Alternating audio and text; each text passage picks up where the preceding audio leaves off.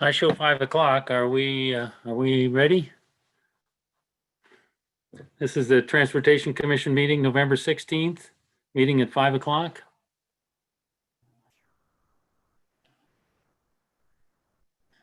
We're all set from the technology side. All right, are we ready for roll call? Sure. Let's go. Thomas Bauman, Here. John Boyce. Here, are we to virtually be here from East Lansing, Michigan? Yes, per the new OMA procedures, please indicate where you are calling in from. I'll start over. Thomas Bauman, Thomas Bauman, East Lansing, Michigan. John Boyce, And attending virtually from East Lansing, Michigan. Josh Cooper, I am here attending virtually from East Lansing, Michigan. Troy Fassbender, present. Syed Haider, Yes, this is Syed Haider. I'm also calling in from East Lansing. Joel Litchi. Here, calling from home in East Lansing. All right, Scott McCormick, Julie Rojeski, Julie Rodjuski of East Lansing, Michigan. Thank you.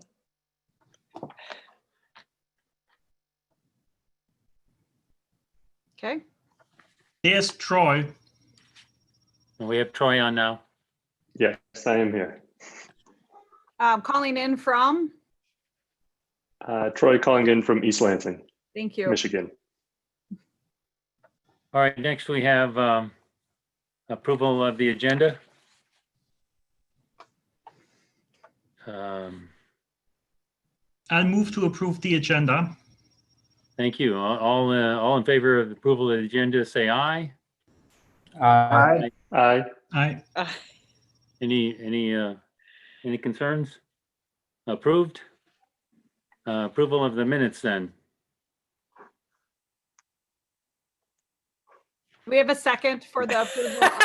Well, help me out here. I'm Thank sorry. you. Yeah. Help me out here. I'll second thank- the agenda.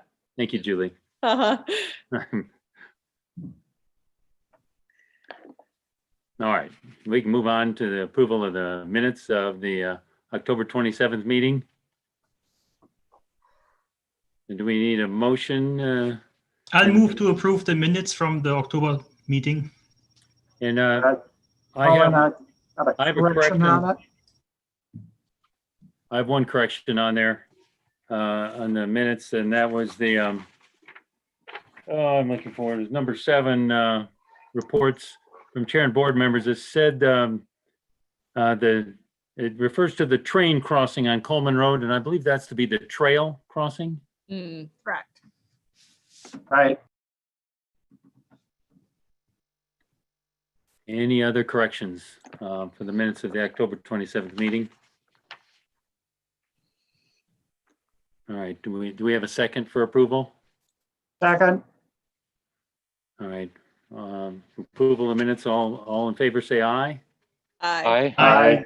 Any Aye. opposed? All right, approved. Written communications. And Nicole, who do we look for on those? I think most of you are aware that we did receive written communication from the neighborhood residents on Highland Avenue. This is within the agenda package. If you would like me to read it, I will. Yes, let's do that for everyone to get on the same page here. Okay. Dated November 6, 2020 to Transportation Commission regarding speeding traffic in a posted 25-mile-per-hour residential neighborhood, Highland Avenue. Dear Commission members, a recent door-to-door campaign and the resulting signatures of 30 neighbors and their support to a plan to review the problem of speeding traffic on our city street. The signature sheets are not enclosed but available on request. Speeding cars, generally defined as cut-through traffic regularly and at various hours of the day and night, travel on our street without regard to public safety, posted stop signs, and the law. Commercial traffic making deliveries to our neighborhood also regularly travel over the posted speed of 25 miles per hour. These include FedEx, United Parcel Service, and delivery vehicles. In addition, stop signs are regularly disregarded by traffic traveling north or south. A rolling stop often occurs. Highland residents are toddlers, school-age children, senior citizens, joggers, cyclists, walkers, children on skates, and pets. All use our sidewalks and street on a regular basis. In order to maintain on our city streets and protect life and property, we wish to bring the speeding problem to the attention of the Transportation Commission. This summer, we requested and received the East Lansing Action Plan for addressing neighborhood speeding and non-resident traffic issues adopted by EL Transportation Commission 22497, amended 92997, 124 of 2000, and 122 of 2001. We have identified over 40 home addresses on our street, and a careful read of the action plans indicated we need 40% of the residents to address the problem officially. We are pleased to announce that we have surpassed that number with 80%. A radar monitor was temporarily installed this summer, and we understand another is scheduled to record traffic volume and speed. While we appreciate this as a first step, we want to move forward to address this issue and find a solution. We request the opportunity to be placed on your agenda to address the problem and welcome communication regarding this matter. Understanding COVID-19 pandemic restrictions, we are willing to appear electronically to present our case. Submitted by Concerned Citizens, Highland Avenue, East Lansing. Mary Heiderson, 343 Highland Avenue. Maureen Ozar, 241 Highland Avenue. And it was copied to Lisa Badcock, City Council Liaison to the Transportation Commission, and Ron Lacoste, Infrastructure Administrator, Department of Public Works.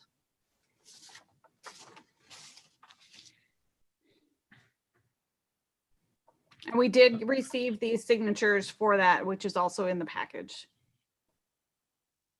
And this has been put on our agenda tonight, as most people see. So that is next up, and we have communications from the audience. We can assume that we will hear from the Highland Avenue residents. And that's up next. Yes, it is. All right, it looks like we have 3 attendees. So the first caller will be caller with the phone number ending in 396. You're now permitted to address the commission.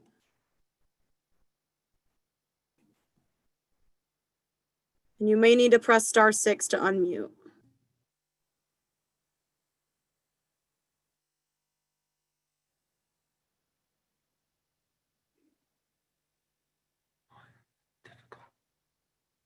Caller with the phone number ending in 396, you can now address the commission or say pass if you'd like to not speak.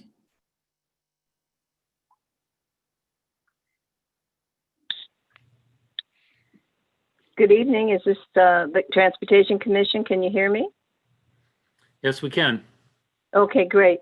I didn't know if I was able to speak tonight because when I logged on, it just said that I would be an attendee, but I would be muted. Yes, my name is Mary Heiderson, and Maureen Ozar, another resident, and I have been conducting the campaign. And I don't know exactly what to say because I've never been to one of your commission meetings, remotely or in person. So I did not receive any indication that I would be able to speak. So I'm a little bit at a loss. Most of the information is contained in the letter, and we have the support, as you know, now of 31 residents. And we'd like to move forward, but are really not certain exactly the procedure to do that. Perhaps you can help me. Are you there? Where do we step in here? Scott, is there some conversation here about some issues, or do we table that and move on at a later point? I defer to Nicole, but I think we would take it up under the business item.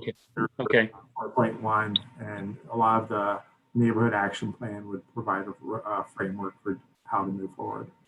And also, I don't know if everyone knows, but our new police chief, Chief Kim Johnson's on the call or on the meeting tonight as well. So thanks for being here. Okay, I see. Okay, so I understand you're going to table me. I don't know what else to say except we have read your action plan, and we know that there are levels of taking care of this. One of them is a letter to the speeder, if we're quick enough to get the license plate number, which rarely happens, because the watchword there is, of course, they're speeding, and we can't get out to the street. We did have the radar monitor, and I guess we'd like to look at things like speed bumps, additional stop signage, or slow children playing, possible one-way street, either north or south, and we're just looking for guidance here. We've got the support, but we need the guidance from your commission to move forward. Does that sound reasonable? Yes, thank you for your input. You're welcome. Is there anything more for me to say this evening? Any questions for her? All right, thank you. You're welcome. Okay. Caller with a phone number ending in 625, you are now permitted to address the commission.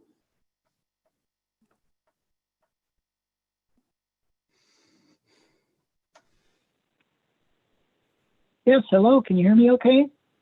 Yes, we can. Go ahead, please. Yes, hello. Yes, my name is Zachary Puchez. I'm an East Lansing resident who lives in the Chesterfield Hills neighborhood at 1226 Oak Ridge Avenue, in the corner of Highland and Oak Ridge, calling about the agenda item that's being discussed.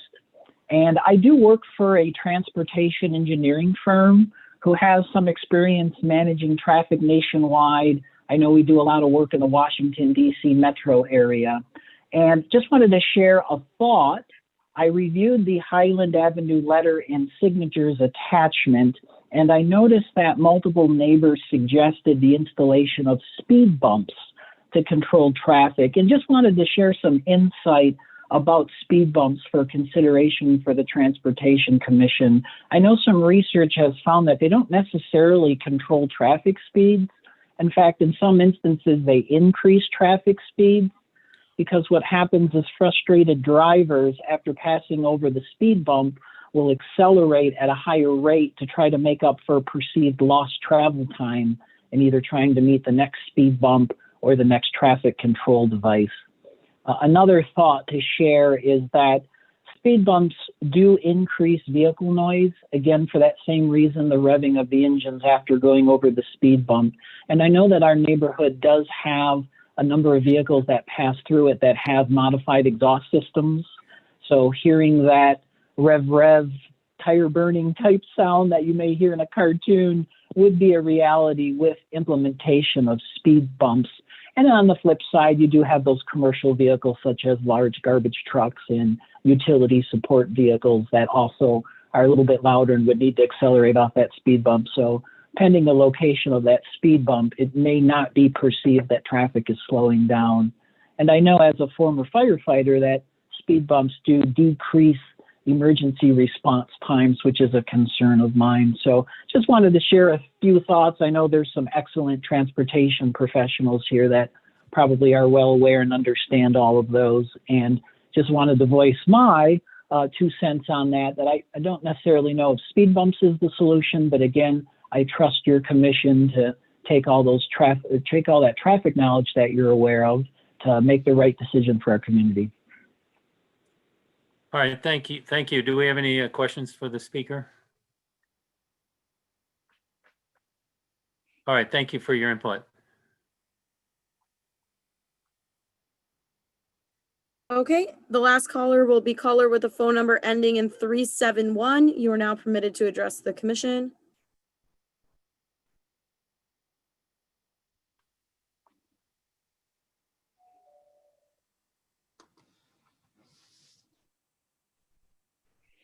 Caller with the phone number ending in 371, you might need to press *6 to unmute.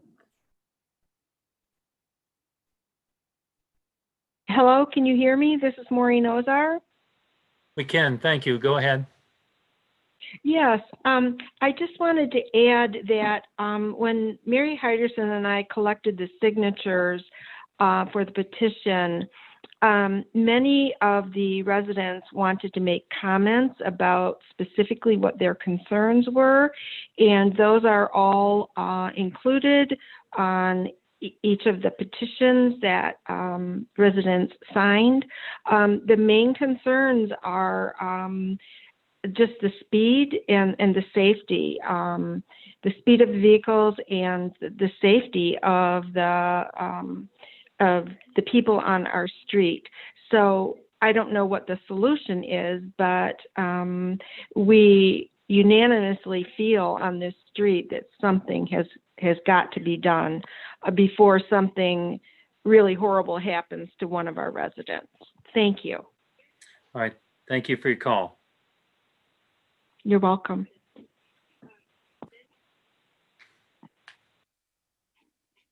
All right, there are no more callers on the line. All right, that brings us up to 4.1 on the agenda for the Highland Avenue speeding traffic complaint discussion.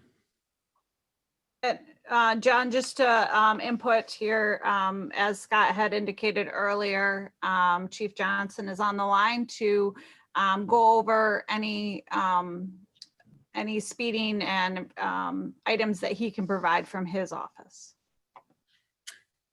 Thank you. We may get some results from the radar that was set up on vehicles and vehicle speed. Let me look at that here while you guys can start that discussion.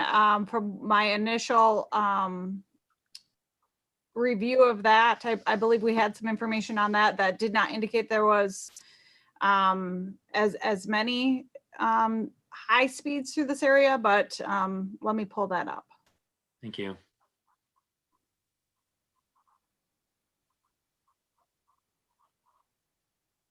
So that was actually also my question, if measurements were done of the vehicle speeds on Highland Avenue, if we have that data available. But this all sounds very familiar to an earlier complaint that we had of residents on Sunset Avenue, which complained about a similar issue about speeding vehicles. And if I remember correctly, a speed study was done on that street, and it was found that not many vehicles actually go over the speed limit. So I think that we might have to think about different ways how to mitigate this issue of a few vehicles going over the speed limit rather than a large number. I think, Thomas, didn't we previously have something come up on Cowley too? Similar street design, just the next street over. I feel like we had one like previously requesting a stop sign on Cowley. I could be wrong. On Cowley, I don't remember that, but maybe could. I mean, these streets are perfect for cut-through traffic, right? So, and I don't. I mean, Highland has a four-way stop in the middle of it. But apparently that's not the deterrent for people going through there at high speeds. There are two stop, a three-way and a four-way stop on both Cowley and Highland, I believe. Yeah. Also, I want to add the issue that one of the callers brought up about speed bumps. I also think that speed bumps are not the most effective way to control speed. And the reason I'm not really favoring those is the disadvantages with regards to snow removal. And also, if I think about like bicycles or non-motorized transport, they are an obstacle for bicycles, so they could make the roadway less safe for bicycle users.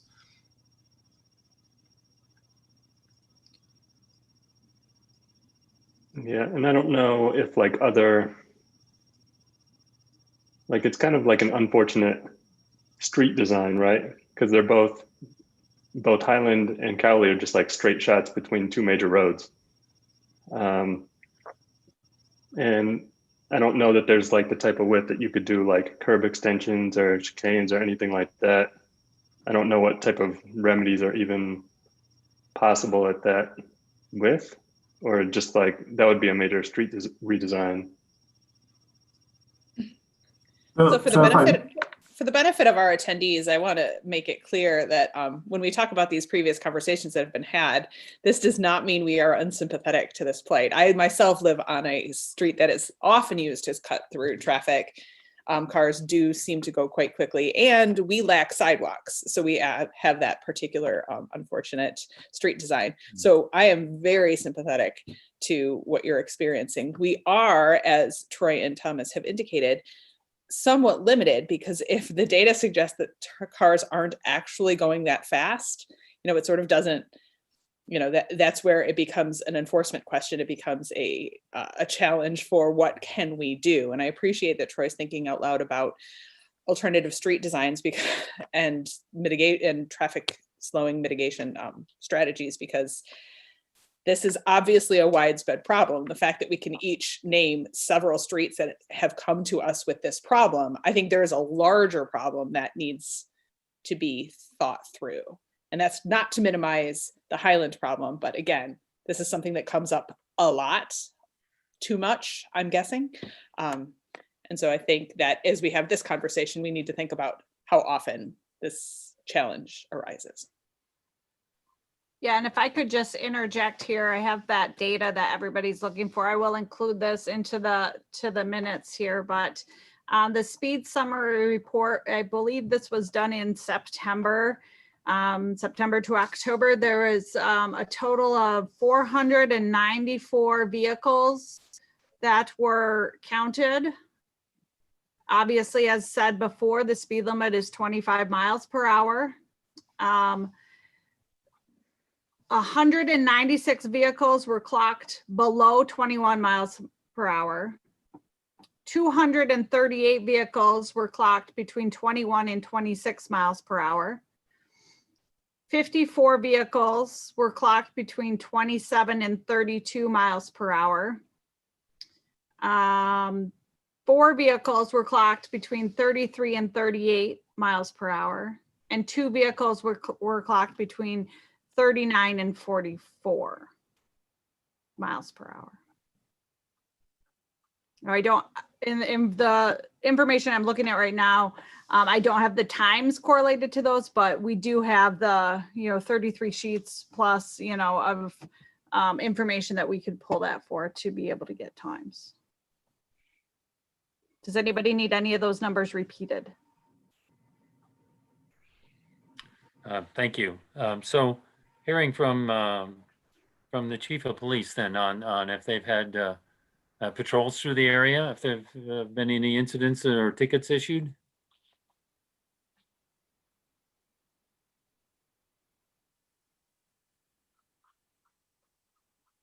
I don't think we can hear Kim. No. We have you on mute.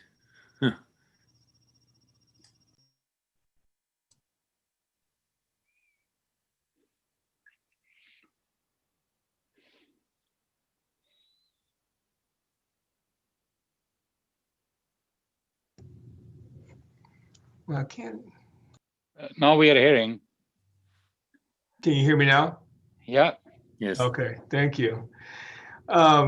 So good evening. I just want to appreciate the invitation to attend your commission meeting tonight, and just to talk a little bit about one of the agenda items. And I'm not too sure if I'm not familiar with many of the people in our meeting, but I used to be a police officer from East Lansing. I worked here from 1982 to 2012 worked myself as a police officer here in East Lansing. And I retired in 2012, and I came back in about a month ago. So as a police chief. So I am back and trying to manage my pile of stuff on my desk. But this came to my attention in reference. Scott brought it to my attention, and it's actually a concern to us also.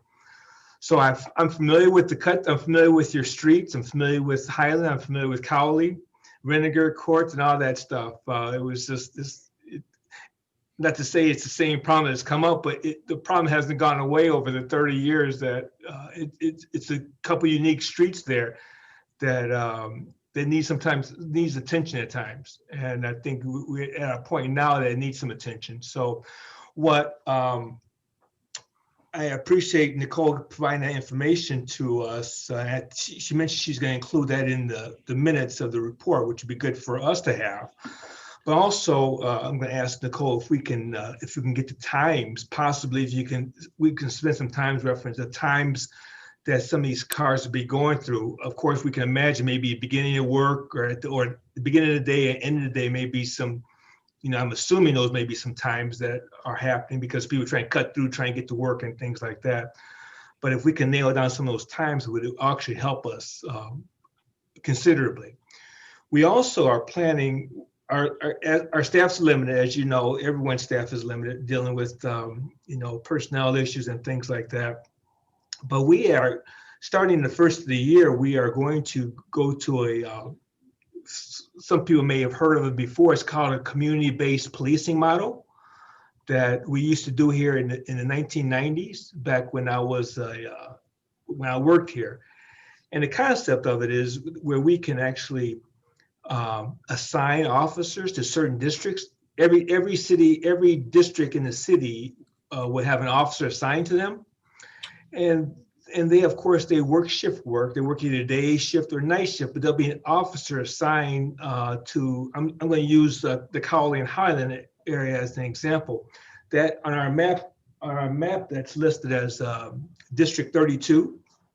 So that officer in District 32, we want them to pretty much take ownership of that district. And for whatever needs of that community, we will want them to handle those needs in the best way they see fit.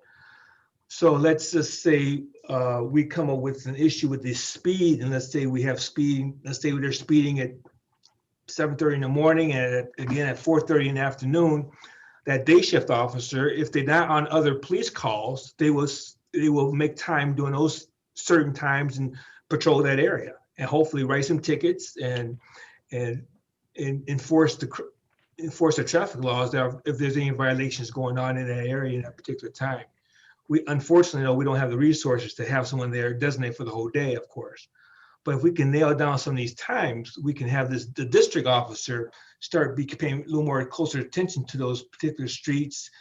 And because with some of our residents, it is important for that traffic to be slowed down. It may not be really fast, but still someone who's going 35 miles an hour, we may not seem fast on a freeway, but it could be fast in a residential neighborhood. And so those officers will have an ability to stop those cars and talk to them, maybe get the license plate and talk to them and warn them about their speed, and show even more of a presence will help, I think will help get the word out that, we're concerned about those speed on a couple of those streets over there. So hopefully these district officers, and every district in the city is going to have, every street in the city is broken up into a district. So this is our concern tonight, dealing with the Highland Cowley area. But next week it'd be somewhere else. It could be somewhere else in the city, on the east side or the west side of the city. But we'll have district officers paying special attention to whatever needs they are. And one thing we like about this policing model is that every district could be totally different. We have a District 20, which is downtown, which deals with the bars and the businesses and stuff like that. And those officers are going to be responsible for what goes on downtown. The District 32, actually, by looking at it, I don't think there's not any businesses in that district at all. So we're going to be dealing with, that person to be dealing with more residential concerns. And they'll be attending meetings, hopefully attending these kind of meetings in the future, neighborhood watch meetings and things like that. So I suspect that our officer, after the first year, will be hopefully getting to know our residents in the area, the people who sign that petition, actually get to know face-to-face with them, talk to them about their concerns, and put a name with a face with our police officers, which will help everyone own that community a little bit more. Even our police officers will own that area a little bit more. And I think that's important for us to deal with some of these long-term problems and try and come up with a solution to some of these long-term problems instead of just trying to find one car and this and that. But if we can show that we're interested in that speed being slowed down and have an officer responsible for that area, I think that it can't hurt, that's for sure. So I think we'll be able to address some of these issues that way. Right. Thank you, and welcome back to East Lansing. Thank you, sir. Appreciate that. Scott, maybe this would be a time to I did want to ask about we have a radar sign on Bircham. Do we, it's a permanent install. Do we have any data or anything from that to say whether that's helpful? I'd say over time that will go, the effectiveness will go down, especially if the school is not being in session. The speeds will increase at times, but that's a good tool that we can hand off data to the police for enforcement windows. To me, a lot of those, sometimes when you have a sign too long, it becomes part of the background and it loses its effect. But that part, that in conjunction with enforcement helps make it a little more effective. Yeah, I can maybe comment on the Bertram Street sign because I live right next to it in Lantern Hill Drive. And I also second Scott's observation here that the effect wears off. And I think in general, speeding, people going over the speed limit is a big problem. And I don't know if any of you have read the statistics, while traffic is down since the pandemic happened, the severity of accidents has gone up and the fatalities actually have not gone down really. They have gone up significantly if you compare to the amount of travel that's happening. And one of the reasons is that people are speeding because they think, oh, there's less vehicles on the road. And the same, I think, is true in the city of East Lansing here. The radar speed sign, I think where it comes in handy is, as Scott also pointed out, it could inform police to target specific times of the day for enforcement, because with the sign you collect data and you can find out at what times you have most of the speeding happening. So I think that might be a useful tool to direct enforcement efforts, because as Kim pointed out, there's only so many police officers that we have. We really have to be diligent about how we get the most effective enforcement out there. One other thing I would like to bring up is in terms of the speed bumps not being very effective. I was wondering if, especially on Highland Avenue, which is a straight shot, there's no curves in there, so it's visually it lends itself to speeding. If one could put up temporary barriers to narrow the street profile so that vehicles would be forced to slow down. And I'm thinking about maybe, I think they're called Jersey barriers, these water-filled tanks that you could put in the roadway so drivers would have to navigate around them, create a narrowing that is not impending emergency vehicles or trash collection, but that will slow down drivers, especially if there's oncoming traffic, they might have to navigate and wait. And that will then deter people from using this as a cut through because it becomes less convenient for people to speed through there. I don't know if anybody has thoughts on this. Yep. John, can I, Nicole, how long this data was collected, the speed you mentioned? Is it representative of the whole week or is it on a particular days? The data or the speed sign will be out there for a week for when the data was collected. If we can have some percentages, what percentage of the vehicles are above certain speed? And I want to ask the chief, what is the, when you warn somebody, if it is a 25, so there is some leeway, right? A couple of miles above or, of that. So let's say how much of it is more than 30? So I think it will reduce to like less than 10%, right? Yes, we a lot of times our officers, it just depends on the road. Sure. Because sometimes some roads, like on Saginaw Highway, it's already 45 miles an hour. Mm-hmm. And so, we may stop those cars even at 50, 53, 54 miles an hour Mm-hmm. because it's such a fast road. Right. On a freeway, it's a 70 mile an hour road. So we may not stop the car until it's 10 miles over the limit. Mm-hmm. But in a small residential area, 25, in that particular neighborhood, 30, 32 easily could be just stopped, just have them slow down because of the speed, and so that's easily a warning type of scenario, because it's just the type of the road is set on, and the community and the residential people who are walking through there. So it could be and the officers, it's an officer's discretion too as to when they want to stop a car and warn them. Yeah, thank you. You know, the reason I'm saying is because you know, these, if we do something, this will affect these people in that neighborhood also. So they have to reduce too, right? They don't realize this, right? Sir, that is correct. That is very correct. We've done this many times before. Yeah. And we put a lot of, back in the day when I used to work here, we put a lot of stop signs up in the White Hills area, north of Saginaw Street. And because people were going fast, and we put a lot of DPW put a lot of stop signs up in there. And all the people were stopping were all the people who lived there. Yeah. And so they got upset when they started getting stop sign tickets. But then we said, well, we put the stop signs in there. We're enforcing the stop signs, but I live here. It makes no difference. And so exactly. But we had to deal with that issue also, and that's you hit around the head. Exactly, because they are they will be most frequent traveler in this neighborhood, so they probably will have more stoppage, right, than you know, 1 or 2 times people coming there. Yeah, it's a tricky question. It's a tricky thing. You know, given the data, we don't see really a major evidence, right? So you need to just target those maybe 10% people. You know, and I think Nicole gave us a number like 54 cars, like between 27 and 32 miles an hour. And that's a lot. That's still a lot of cars coming through there at 27, 32 miles an hour, and having us stop a couple cars here and there. And not necessarily give tickets, but stopping them and giving warnings. That will still, I think, make a huge difference on reference to people see us in that area trying to enforce traffic in there. And they don't know if we're writing tickets or not, but that's still a fairly lot of people driving above the 25 mile an hour limit. Yep.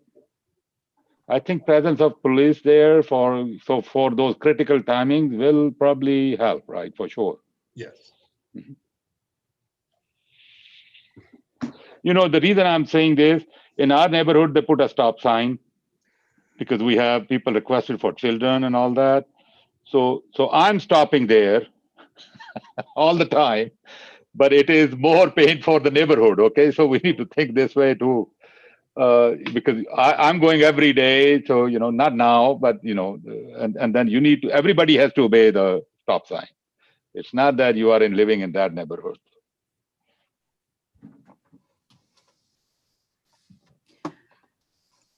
So do we have to address to Scott, the House here? Does the city have some options that they would look at that would other than a police presence?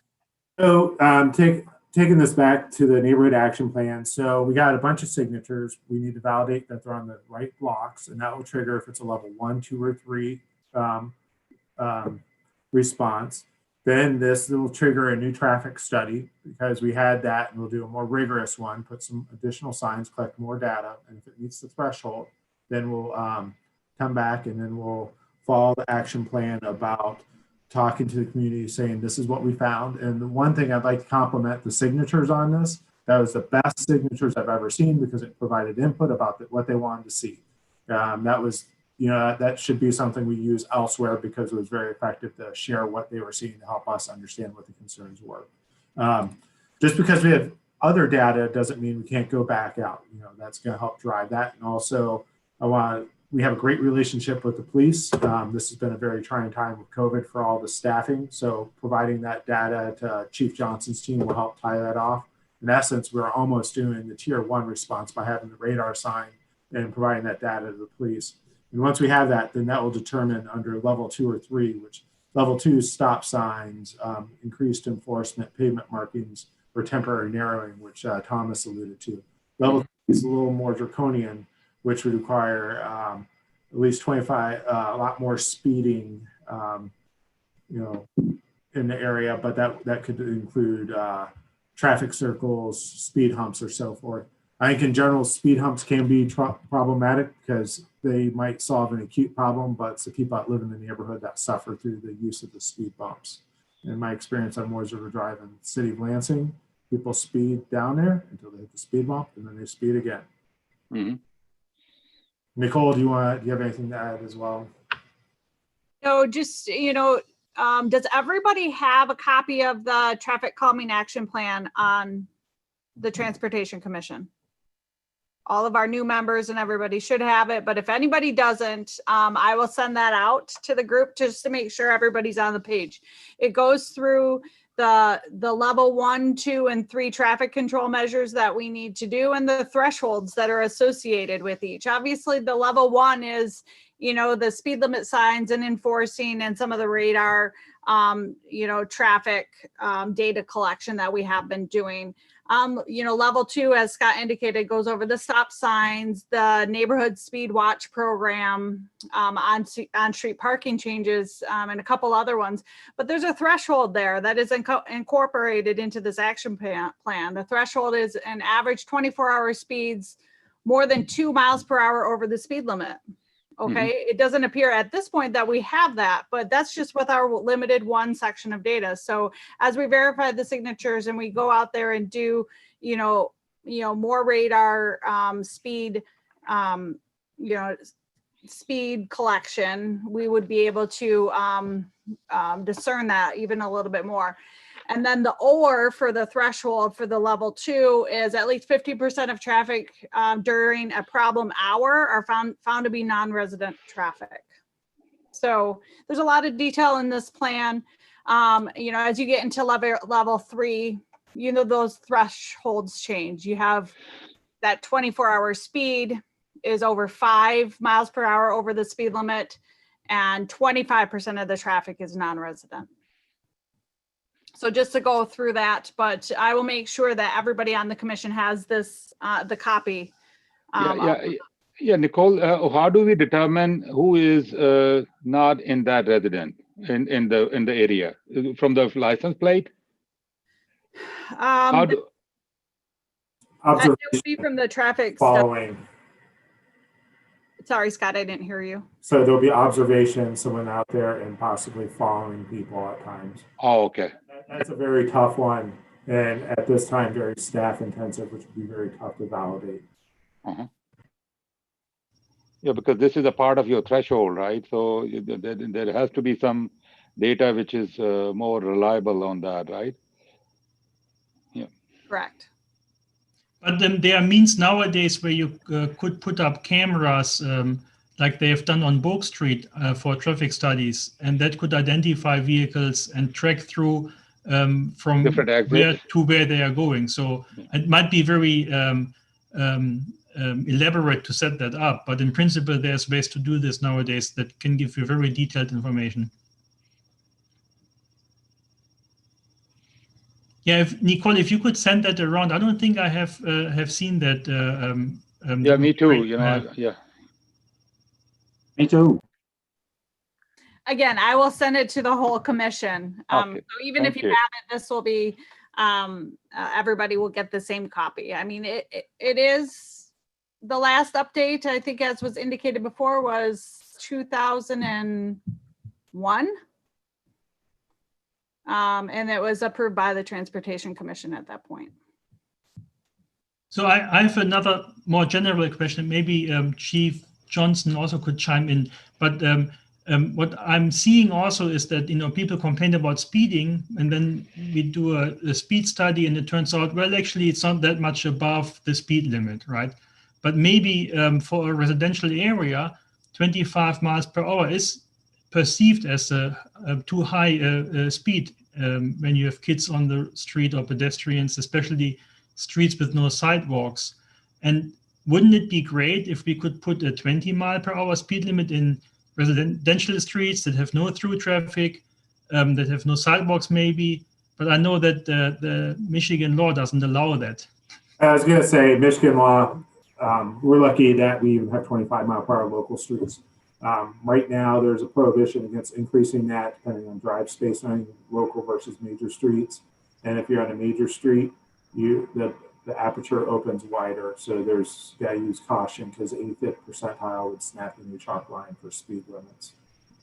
And that's why we're really loath to talk to MDOT about adjusting any speeds. Otherwise, we could have 55 mile per hour Saginaw.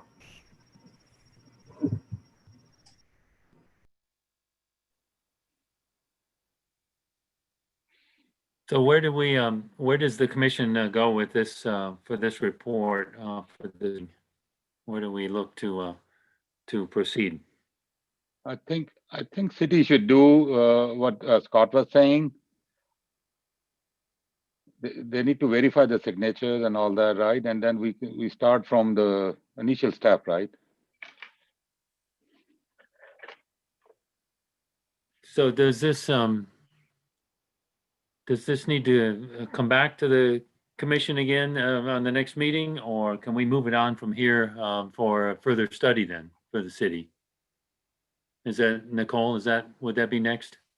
I think you should move it to, further study this corridor and then have it come back to the next meeting. Okay, all right. Are there other comments on the Highland Avenue area? Just one other comment. Since this community policing initiatives, we're gonna start this up in January 1, but in the meantime, we'll have our officers our 32 district, we'll have him or her just get over in that area also, just do a special attention in the meantime, so we can at least get some eyes on what's going on over there and try and reduce some of these issues even before we do further study, as time goes on. So just letting you know that that's what we plan on doing, getting our officers over there and spend a little more extra time over there and just to see what we can see also with our own eyes. And then maybe we could have them back in attendance at our commission meeting then. Sure, we'd be more than happy to. Mm-hmm.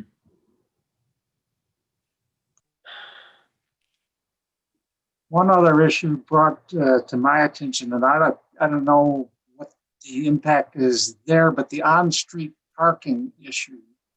And if I'm not mistaken, this area eliminated on-street parking not too long ago.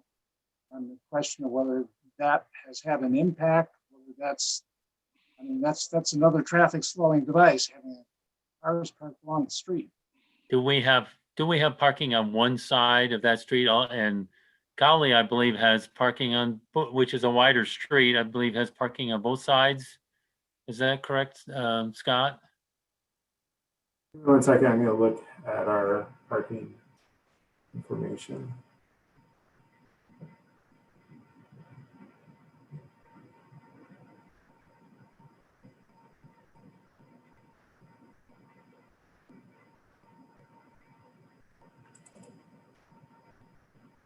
Yeah, I believe Highland was parking on one side only. This is also something that we can look back on because we gathered data on Highland back in 2019 as well. And from what I just pulled up an email from that time frame, and it's very similar. I don't have all the data in front of me, but there was 3 readings over 45 miles per hour at that point. So I think it was fairly consistent with what was seen in the more recent study, but we could do a side-by-side comparison, which we have not done. My data shows Highland's parking both sides. Highland is both sides. Or no, one side, correct. Okay. And Cowley, does it show Cowley on both sides? Cowley is one side. It is. No, Cowley's both sides, sorry. Okay, and that's a wider street in there, but if we've got, and I know there's no parking on, areas before stop signs and intersections and areas. Then does the commission need to make a motion to make a move on this? Nicole, can you help me with where we go with this? Yes, I would. Just make a motion for us to look at the information and data to move forward with verifying signatures. All right, does someone, do we want to come in with make the motion then that we proceed? So I can make the motion that we look at the information and the data collected and the signatures to continue with the process as outlined in the traffic calming procedure, and then look at this at a later meeting. I second it. We have a second. Do we need to vote on this, Nicole? Yes, okay. Let's, so all in favor of the motion from Thomas that we proceed with another study on Highland Avenue? All in favor of that, say aye. Aye. Aye. Aye. Any opposed? All right, thank you.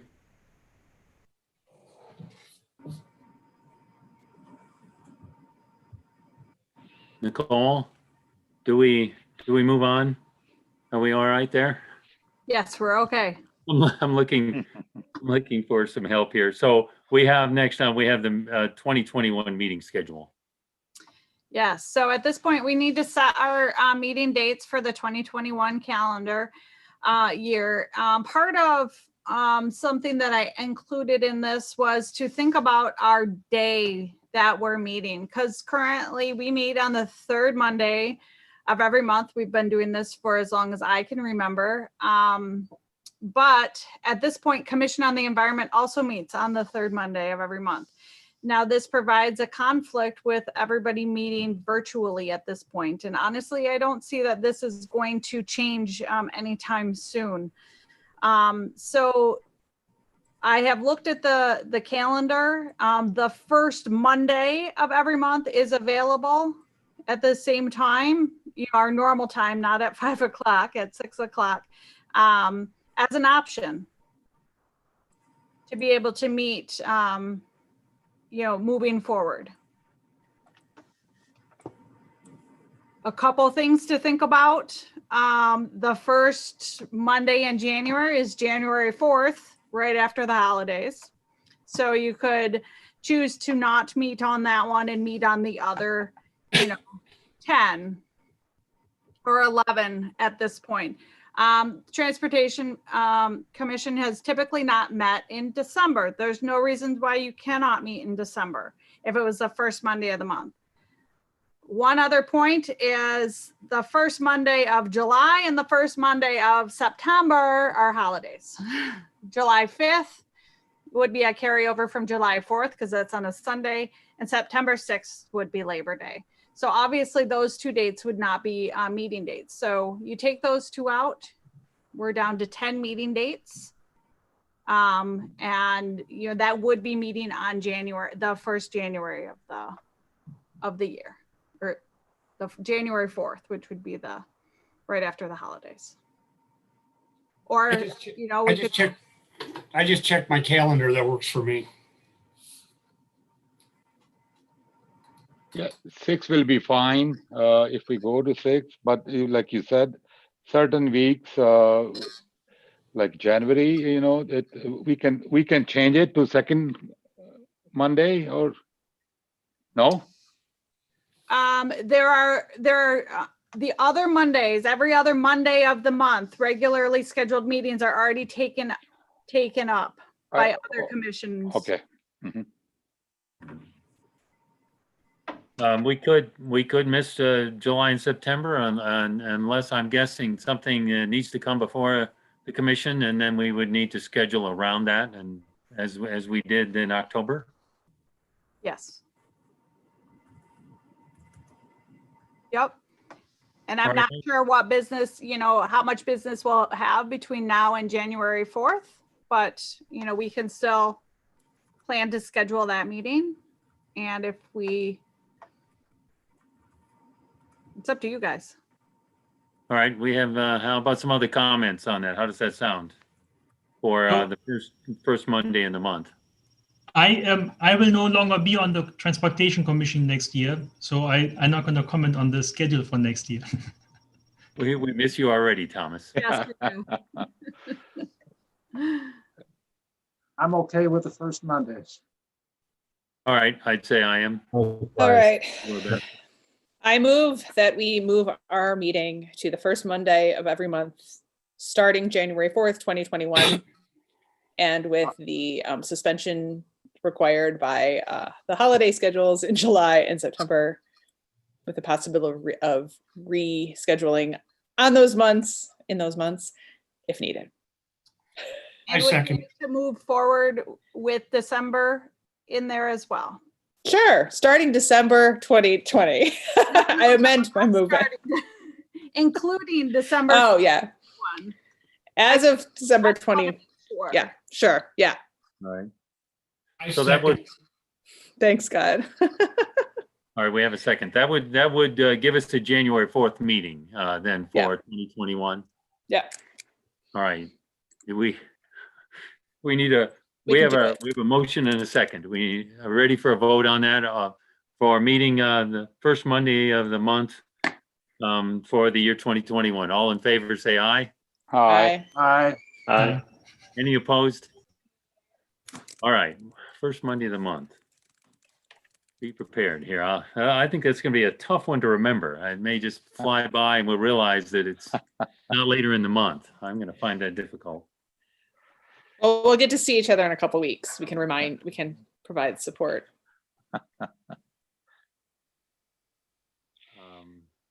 Not in December.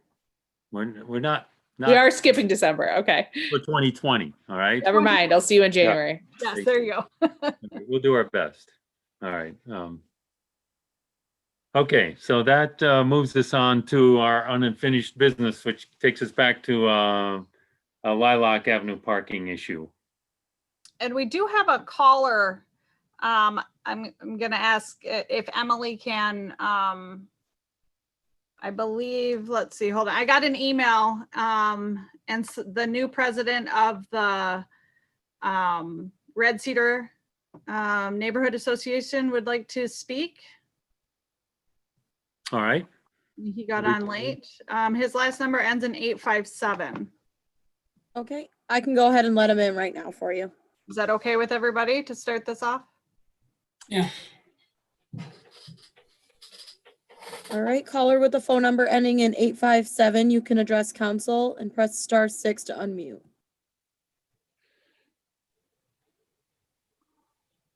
Hello.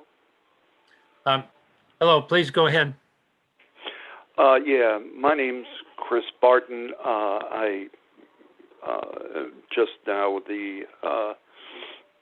elected to be president of the RCCA, Red Cedar Community Association, but I've been on the board for a while. So really, I was just calling in to be available if you all have any questions about Christie's concern about the parking. We wrote a brief letter in support of an investigation, I think is the correct term, being conducted by you all.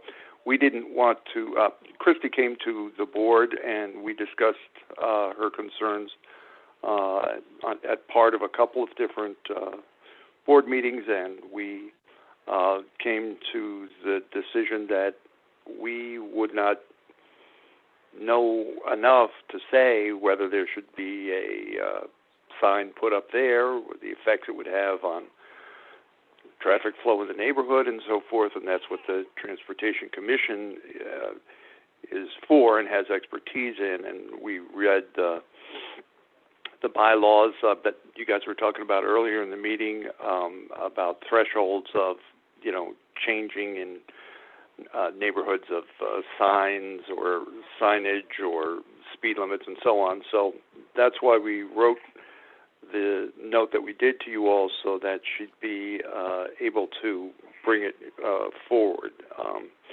And I did watch on video your previous meeting when you discussed this matter, and Christy wrote an email to Nicole earlier, so I've read that too.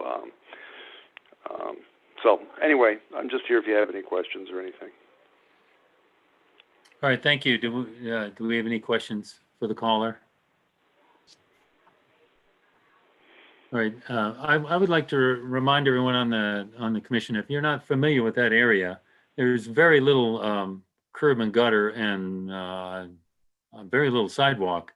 And in this area, it's a narrow street, and there's most of the flower pot neighborhood is parking one side with permit. So one side is already basically no parking. And so to think that everybody would want a no parking sign in front of their, backing out of the driveway just isn't necessary with parking on one side. And with no, it's a narrow streets and with no curb and gutter, you're almost pulling off into someone's yard, basically to park on the side. They're basically mowing up to the asphalt. So it's kind of a fine line to how far you pull off the street. And with narrow streets, it's a very different, maybe one of our older neighborhoods. How many are familiar with that area in there? Rode my bicycle there today. As did I, Joel. Yes. Yeah, I mean, it's definitely narrow. But I don't know that we could add a no parking across from everyone's driveway who was didn't like people parking across on the opposite side of the street. I don't know. It seems like I'm just thinking about other neighborhoods too that are also narrow, and all the driveways there, and just like I'm certainly like sympathetic. It's I'm sure it's annoying. But I don't know that that's necessarily something that we want to start doing for anyone who has parking, who doesn't like people parking opposite their driveway. Well, remember, this would be half, all the streets are already no parking on one side.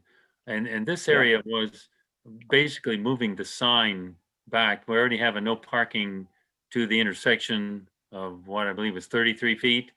And this would be moving it back further to accommodate this one driveway.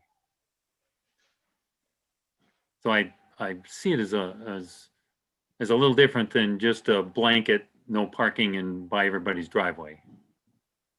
The benefit of our caller and for our newer commissioners, I just wanted to remind us all that when this issue was first raised, there were two people who spoke on it. And one was the affected homeowner whose email is included with our agenda packet, but the other was another neighbor who spoke against it. So we've had two people come and speak about this issue, one for an additional parking restriction and one against. So, of the data that we have and of the information and perspectives shared, they're not unanimous that this is something that is important and should be done. And I agree with Troy.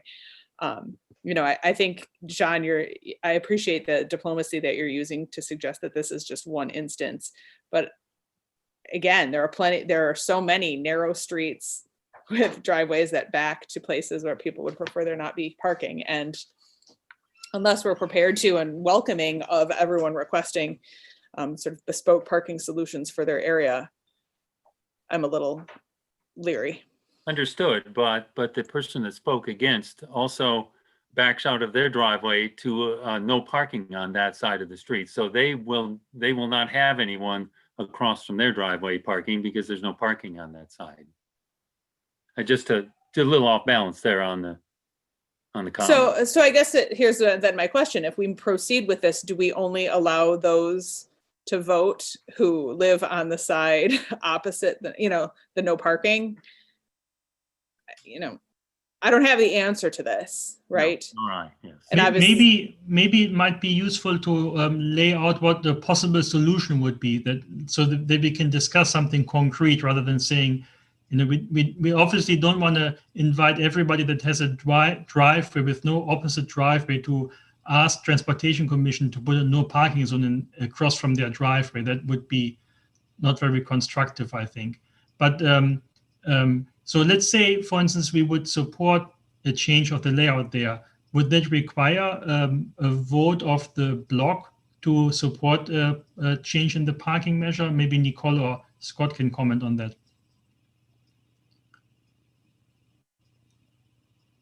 Sorry, trying to find my mute. I believe that we would have to get the the neighborhood to vote on that. So we would go through the same process that we went for Artson and Marshall, you know, so we went forward and we recommended and we went forward with the vote. The vote came back in the positive. We went forth, we created the traffic control order approved by city council and installed at that point. See, this is, I think, where the problem lies, because if in this case, there would be, if I count correctly here, there would be maybe 6 or 8 homeowners affected that are on this block that might be able to vote, maybe more if you also have to include adjacent streets.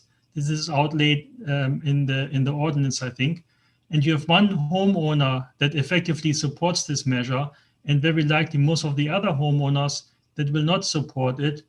I mean, we can try this, but it might not be an effective way to solve the problem. I'm reticent to start identifying individual homes that need to have no parking across from the street. I think that sets a bad precedence. For one, everybody had this parking when they bought their house. It wasn't something that, you know, changed over time. And when you start getting into an individual saying, well, I can't see, or I don't have a no parking place, you get exactly what you had. You have an individual that says, well, it's difficult for me, and another one that says, well, I don't have a problem with it and I don't want to see it changed. And when you start making those changes, now all of a sudden it pushes the parking to those collateral streets, the adjacent streets. So yes, you would have to get everybody to buy into it. And quite frankly, why would they want more traffic on their streets?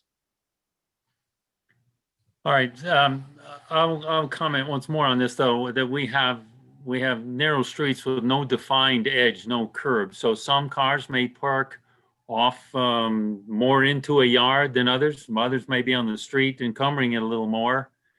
And if you did vote in the neighborhood, you have half of the neighborhood that backs out into no parking zone on that side. And you have a lot of driveways that meet each other, where you're backing basically out into another driveway entrance, to take that into consideration.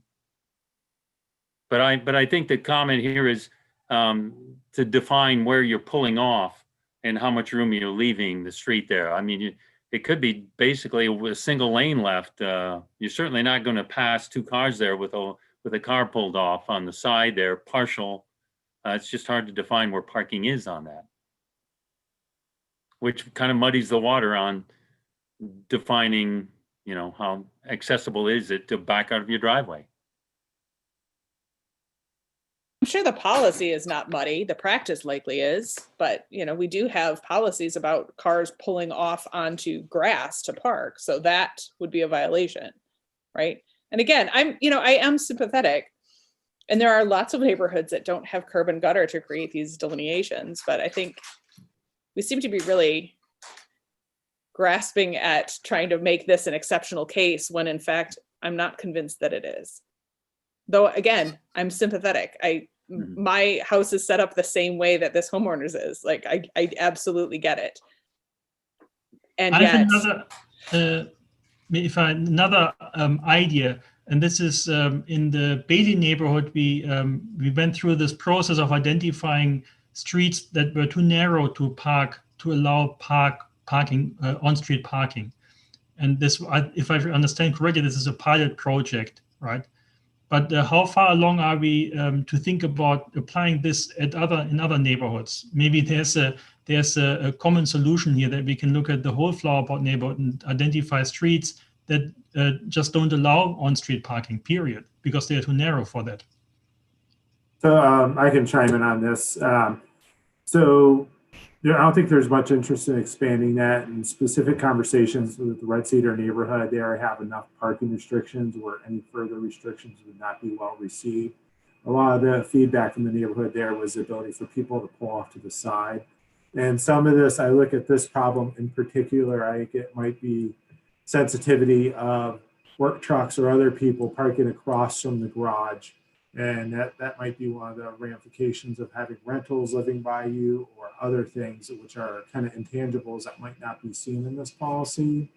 You know, you have a couple options in front of you. You could deviate from the policy and go, hey, this is an acute problem. We solve this, see what it does. because if it's a specific relief for a resident, or we stick to the policy and have them go through the signature process. Because I think a lot of the signature process, the traffic calming speaks more towards speeding. And there's some variance here that can be exercised. Because if this was a pure safety concern, we would just go, we're gonna fix this because you can't get out of your driveway or whatnot, or someone's blocking your driveway. It doesn't quite rise to that. And that's where I think the real value of the Transportation Commission can provide feedback or clarity to that. All right. So where does the commission go with this issue then? We have some comments. Well, I'd like to take a poll to find out who wants to leave it as it is versus who wants to move it forward.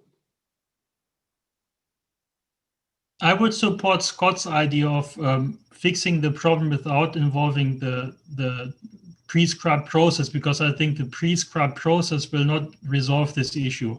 So I would lean towards, as was pointed out, all that is required is moving an existing sign by 6 feet, pretty much. And then it would, because there's already no parking from the corner to the stop sign as required by general traffic laws. And if we could just expand that zone by a small amount, that would solve the problem for this homeowner. I agree that this would be a fix for individual's problem, but it would resolve this issue. And that's where I'm standing.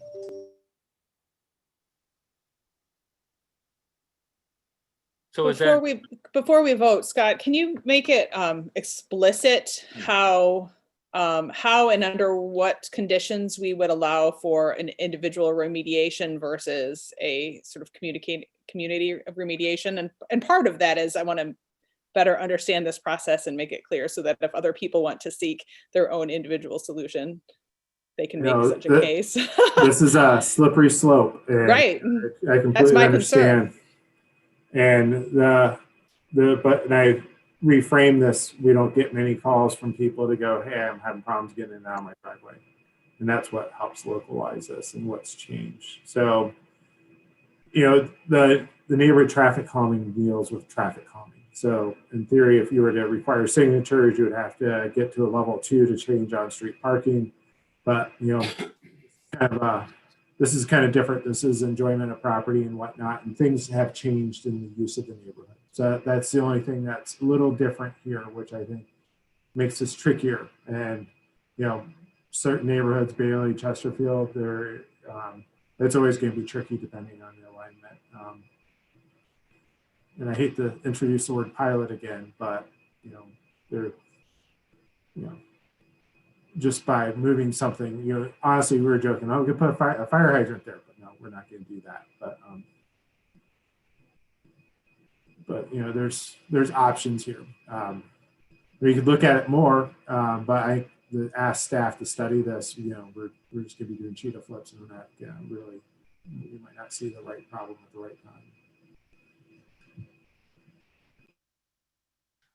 So have I understood then that the city would be able to, as Thomas says, move the sign, would be moving the sign to the east 6 feet or whatever we see as an increment that would allow this to go forward?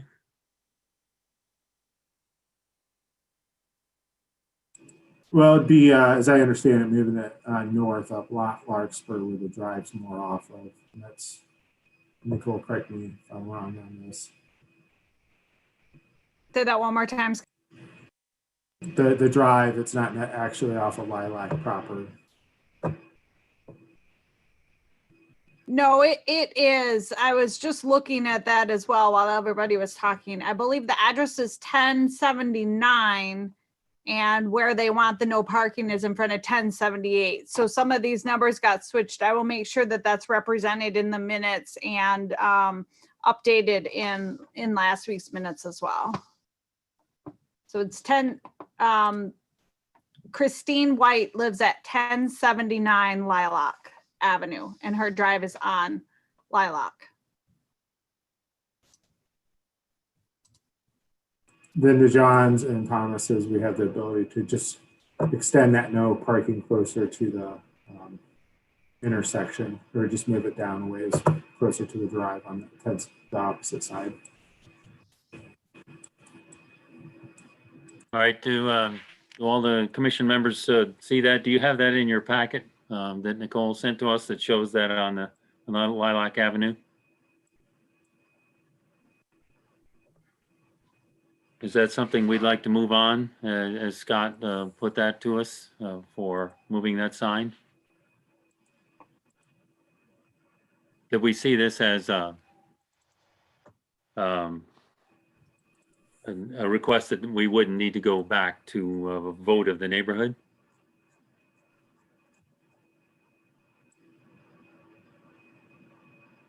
How about some? If someone asked why we moved the sign, what would we tell them? Because the homeowner can't get out of the driveway. Yeah, we tell them somebody complained, and that's why I disagree with moving the sign. I mean, we should be functioning to ensure the flow of traffic, the safe transit of vulnerable road users. We start getting into whether or not I don't like your flowers planted along your driveway, I can't back out of my car. I mean, that gets down to a personalization of our effort to remediate a difficulty somebody has. As Julie said, I'm sympathetic to the problem, but I don't think this is the right course for us to take. And you know, Scott, and to your point, a lot of the pictures shown, the vehicles could have been towed where they were parked because they weren't parked properly. So the one that shows the pickup truck and trailer that is clearly in violation could be ticketed from the pictures that you show.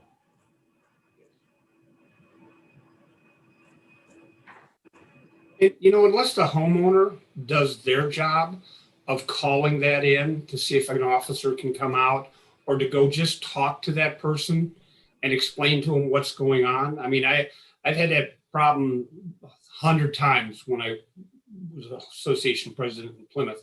You know, if we go talk to the people that are creating the problem, 99% of the time, they're not aware that they're creating a problem, and they'll move or they'll fix it. Maybe we could enlist the help of our attendee, the president of the neighborhood association, because if I'm remembering the conversation correctly, it's often the next door neighbors who park there. It's a house that has become a rental and it is occupied by, say, I don't know, 4 or more students. They each have their own car, and in order to jockey cars, and again, I'm hoping my memory is holding, one will pull out and then park in that spot so that his or her roommates can get out, right?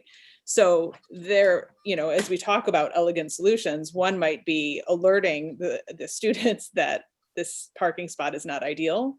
And it's not clear if that conversation ever happened. I don't know, that's neither here nor there, but that is, to Scott's point, that is a way forward too. That doesn't require using our committee and our efforts to really solve, you know, a singular compassion problem.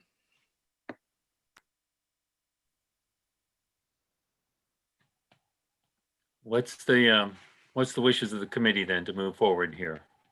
Is there a motion to move forward? Other questions or comments? We move on. Scott suggests that we move on without taking action on this. How about some other input? I like the idea of consulting the neighborhood association. Can you elaborate on, Joshua, can you elaborate on that? Consulting them in what way? In a way that you suggested of having conversation with the neighbors who you say might be the primary source of the issue. And I think if after conversations are had, if the issue persists, then a simple move of the sign 6 or so feet would be much more justifiable. I'm going to guess that if that's a student rental and they're juggling parking there, that that's going to change hands often of rentals. You're going to see them coming and going or visiting, or I think that's an ongoing issue if that's a student rental. That's the responsibility of the homeowner association, not this commission. And I do believe the sign would need to be moved back more like 20 feet. Or, 15 feet to get it closer to that drive on the north side. 6 Yeah, feet. the one picture shows it right at the back tailgate of the pickup, and clearly you've got room for a full vehicle there, plus to the east of that sign. So yes, you're right. It would need to come back enough to keep a vehicle space out of there. So yeah, likely 20 feet at least. So is it the wishes of the commission members then that this is to be dealt with the Red Cedar Homeowners Association? So one thing I wanted to add is this is what we said last time we discussed this issue. We wanted to contact the neighborhood association, and we did get a response from them in writing that says that they support us looking into the issue, which doesn't really say anything. Right. Well, we send them a letter that says we support them dealing with it.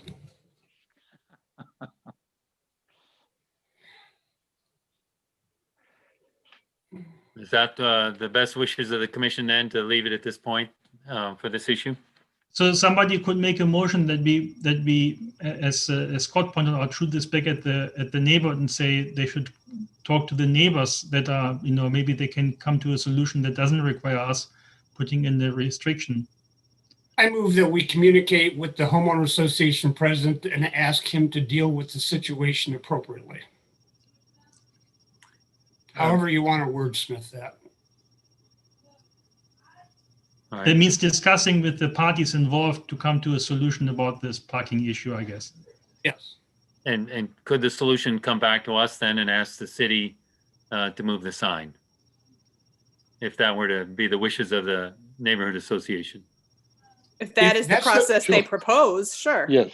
Okay. I mean, I think it's worth pointing out, as I did already, if this went to the process where people in the neighborhood vote on it, it's very, very unlikely that it will come to any parking restriction at all, because most people will not favor this solution to limit parking on that street even further. So it's a kind of a difficult thing, because, and that might be something we could point out.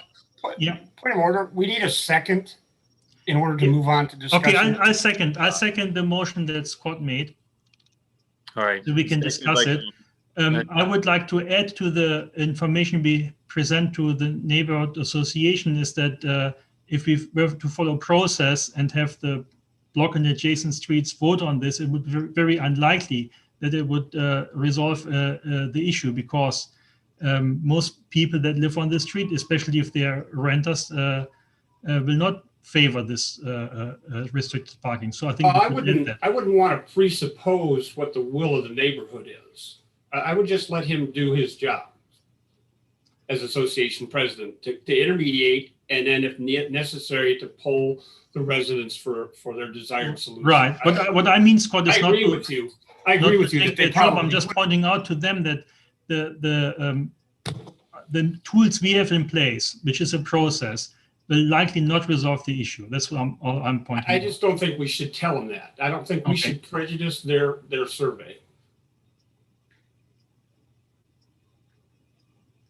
So then I agree with you that it would. I just don't think we need to we just need to tell them what they need to do.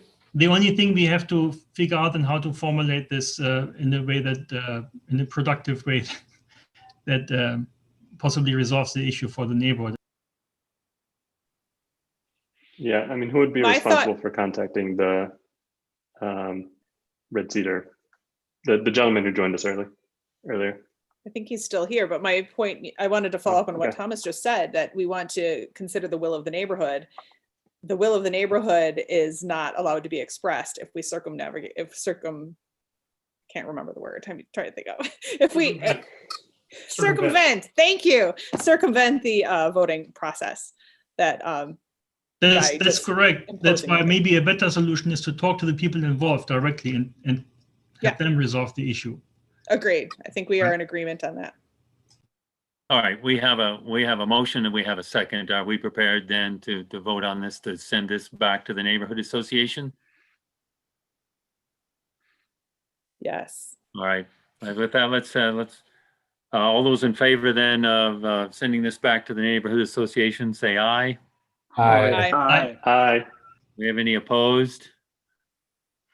All right, that's what we'll do. We'll send that back then. Nicole, are we, is that something that can be drafted and sent back to the neighborhood association then? Would somebody from the commission draft the letter in response? I'll do that. Okay. All right, and Thank you, John. send it on to you, Nicole. Yep. Can I suggest, John, you send it to us to concur with it before it goes out? Are we able to do that with the Open Meetings Act, to do that on email? No, I don't think it would so. be deliberated. We can't do that. You're right. Yeah, it seems like that would be the common sense things to do, but we cannot do that. All right, are we able to move on then from there? We have, do we have some committee reports next on the agenda? At this point, I don't think there are any separate committees from this commission, except for, I know Thomas was involved in the bicycle friendly community separate committee, but I'm not sure that ever kind of launched, with COVID and us not meeting for a few months there. So with Thomas now moving along, we will probably need to look at that in the future. So I can briefly report on that. The deadline for submission has passed, and as Nicole pointed out, we had, I think the last meeting was early in the year in January. We met with the subcommittee. We had really some good ideas of all the things we could be doing to promote bicycling in the city, and we wanted to organize some bike rides and things. But then COVID happened, and we were not able to meet really, and most of the things we had planned to do, we were not able to do, and this really then fell through the cracks. We could have resubmitted a application, but I think that really the city should look at this maybe next year. I think there's no problem with the bicycle-friendly community status running out, and we will not have it for 1 year. I think that's not a big deal. We can reapply for it next year. And I would be happy, even though I'm no longer on the Transportation Commission, to help with that effort. I think what would be really helpful if we had a staff member that would help with this process. Last time we submitted this, it was done by the city staff that headed that effort, and it's much easier for a staff person to do this than for just volunteer like me. But I would be happy to help with that process. It'd be great. Thank you. Okay. Do we have any other reports, Nicole, from or updates from the city? The one update is we are moving forward with the Evergreen Avenue Utilities and Abbott Road extension projects. It's going to start hopefully in the beginning of December and be constructed through the winter to be completed by June of next year. So that's our current construction project that we have going on.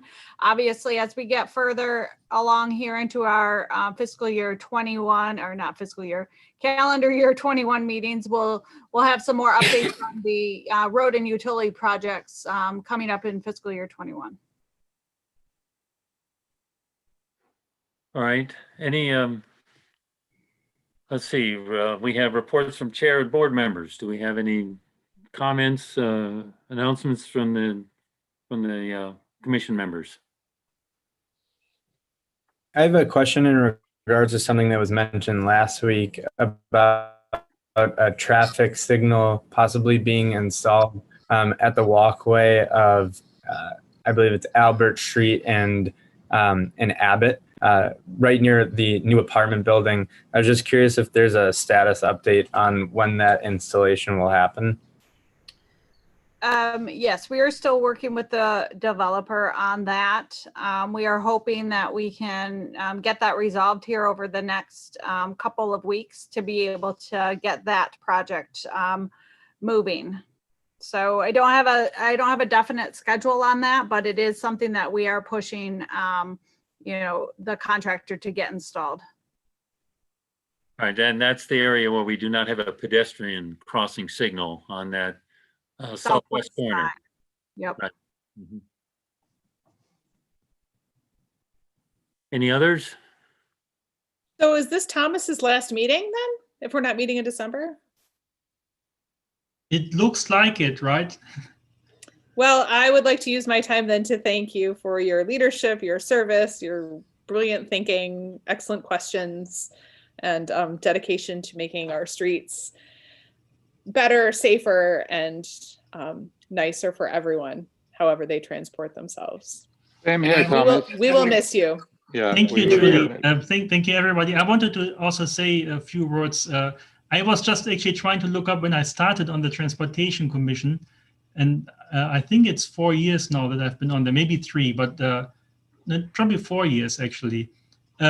I really enjoyed working on the Transportation Commission, and I think it's a very good tool to get involved. And I'm very happy to see, and this is one of the reasons why I think I can step down, that there's so many new members now and interested people. So I think it's in good hands. I must say, I'm very impressed with what the city is doing.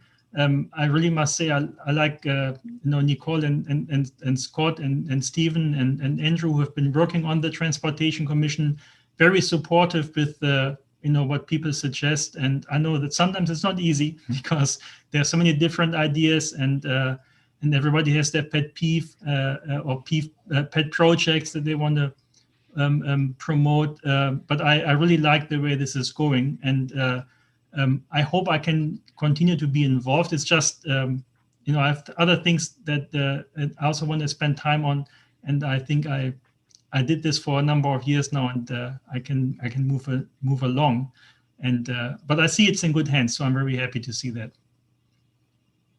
Thank you, Thomas, for your expertise in chairing the meeting that I find so challenging. So we will miss that. You're doing great, John. Yeah, I think so too. I think everybody should just take on I think it's easiest if people take on the chair position so that it goes through different members rather than one person sticking with it for a long time, and everybody else can chime in and help as much as they can, right? Good advice for everyone listening here tonight. And you will vote a new chairperson in January, I hope. So if there's a person that wants to jump in, and take it over from John. January 4th. Put that on your calendar. And Nicole, my term also went off on 2020. So am I. So is there any formality to continue on? I assume there is. I'll answer that. So council needs to reappoint you. We've reached out to Councilmember Babcock to put that on the agenda. So there'll be further follow-up. Okay. It might be that I started on a partial, and I'm not sure that was a full one. So I'd be happy to continue on. Yes, you did start on the partial, and another nod to Thomas. It's been great to work with you here on the Transportation Commission, and luckily enough get to work with you on Safe Routes to School. So that he's not going anywhere on that one, I'm for sure. So I appreciate all of your time and commitment to this committee and everything that you do for the city. So thank you very much, Thomas. Yes. All right. Our anything else? Are we prepared to adjourn with that? I so move. Adjourn for a January 4th meeting. Yes, I second Scott's adjournment. Thank you. And Nicole, you'll get an email reminder out to us all for that very early meeting in January. Yes, I might actually try and put all of the meetings on everybody's schedule, because that helps me in particular as well. So We'll see how I can do that. Might be a couple emails, but Thanks, Nicole. yeah, it would be good. All right, are we set to adjourn then? Yes. Okay, we will. Happy say- safe holidays to you all. Thank you. Thank you. Yeah, stay safe, everyone. Bye now. Bye. Be well.